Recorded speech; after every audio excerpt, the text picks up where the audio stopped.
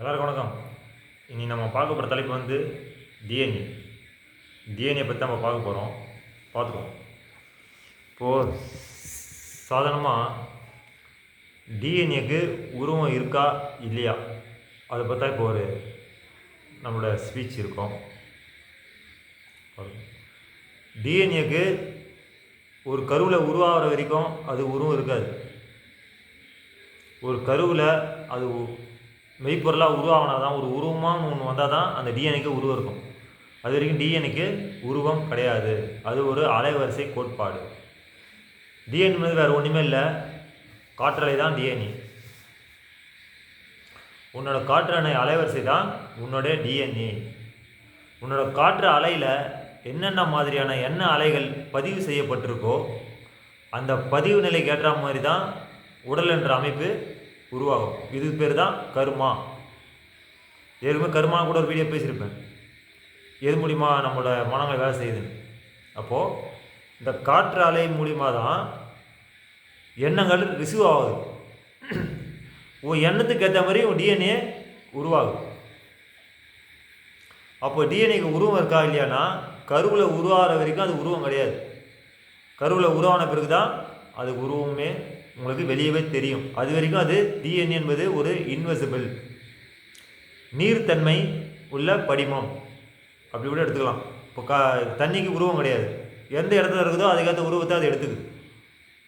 நான் சொல்கிறது புரியுதுங்களா? தண்ணிக்கு உருவம் கிடையாது, ஆனால் எந்த இடத்துல இருக்குதோ அந்த உருவத்தை அது பிரதிபலிக்குது. அதே மாதிரி தான் டிஎன்ஏவும். டிஎன்ஏக்கு உருவம் கிடையாது. அப்போது இந்த டிஎன்ஏ எது மூலிமா இயங்குது? டிஎன்ஏ இயங்குகிற தத்துவம் வந்து சவுண்டு மூலிமா தான் இந்த டிஎன்ஏ இயங்குது. இதுக்கு தான் நம்ம கோயிலெல்லாம் தாரா, தப்பட்டை, நாதஸ்வரம், சில மிருதகம், சில வாத்தியங்கள்லாம் ஏன் வச்சாங்கன்னா உன் டிஎன்ஏ ஆக்டிவேஷனுக்காக தான், உன் எண்ண அலைகளை மாற்றுவதுக்காக தான். ஏன்னா உன் டிஎன்ஏ மொத்தமே சவுண்டு மூலிமா தான் இயங்குகிற ப்ராசஸ். அப்போ அந்த சவுண்டு நீ நல்ல சவுண்டு உனக்குள்ளே செலுத்தினா உன்னோட டிஎன்ஏ எண்ணங்கள் மாறும். அப்போது உங்களோட திங்கிங் கெப்பாசிட்டி மாறும்போது, உன்னோட எண்ணங்கள் மாறும்போது உனக்குள்ள உணர்வுகள் மாறும், உணர்ச்சிகள் மாறும். இதுக்காக தான் அந்த சவுண்டெலாம் வச்சுருப்பாங்க. ஆனால் உண்மையிலே டிஎன்ஏ வந்து நுட்பமாக ஆராய்ச்சி பண்ணி பார்த்தா அது இயங்குகிற விதம் வந்து சவுண்டு மூலிமா தான் அதை ரிசீவ் பண்ணி அந்த டிஎன்ஏ இயங்குது. அலைவரிசை கோட்பாட்டில் தான் அந்த டிஎன்ஏ இயங்குது.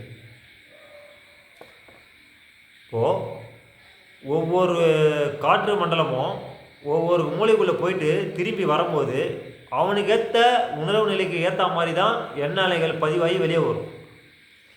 அப்போ அந்த எண்ண அலைகள் பதிவாகி வெளியே வருது, வேற ஒருத்தரும் ட்ராவல் ஆகும்.